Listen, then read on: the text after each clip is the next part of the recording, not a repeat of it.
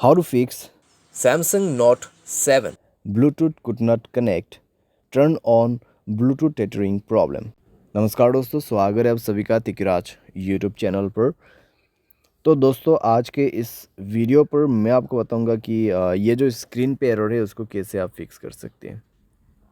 तो बेसिकली दोस्तों यहाँ पे प्रॉब्लम क्या हुआ है मैं आपको वो बता देता हूँ।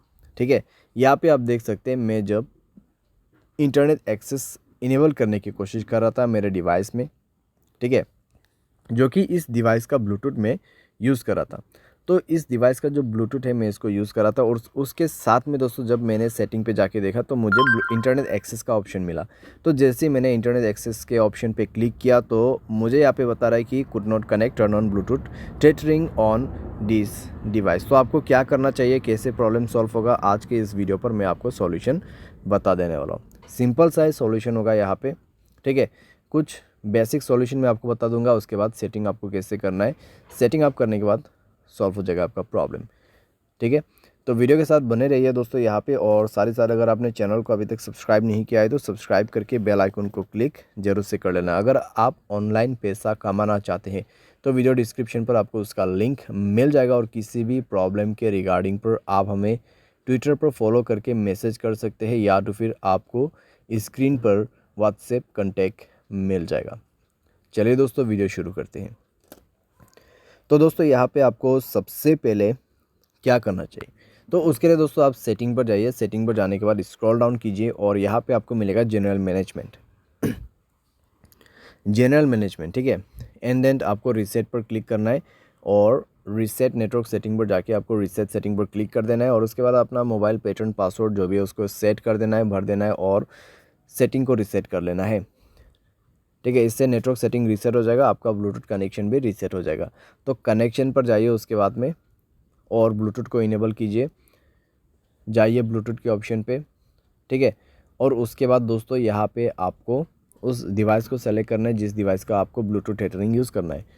तो यहाँ पे सेटिंग पर क्लिक करें और इस बटन को इनेबल करने की कोशिश करें। लेकिन दोस्तों आपको अभी भी प्रॉब्लम आएगा, ठीक है, आपको अभी भी प्रॉब्लम आएगा, क्योंकि दोस्तों यहाँ पे इंटरनेट एक्सेस उस डिवाइस में इनेबल्ड नहीं है, ठीक है। तो यहाँ पे दोस्तों आप देख सकते हैं कुड नॉट कनेक्ट।